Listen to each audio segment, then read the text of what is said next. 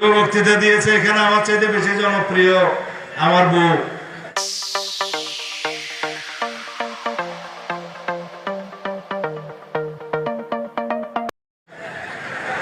তাহলে আমার নির্বাচন করার দরকার নাই, যে জিতবে তাকে নির্বাচন করতে হবে ইনশাআল্লাহ। আরো বলেছে যদি আমার সন্তান আসে তারাও নাকি বেশি ভোট পাবে, কিন্তু এটা গণতন্ত্রের ভাষা না। গণতন্ত্রের ভাষা হচ্ছে মানুষ যাকে পছন্দ করবে প্রার্থী হিসেবে সে নির্বাচন করবে, মানুষ যাকে পছন্দ করে ভোট দিবে সে নির্বাচিত হবে।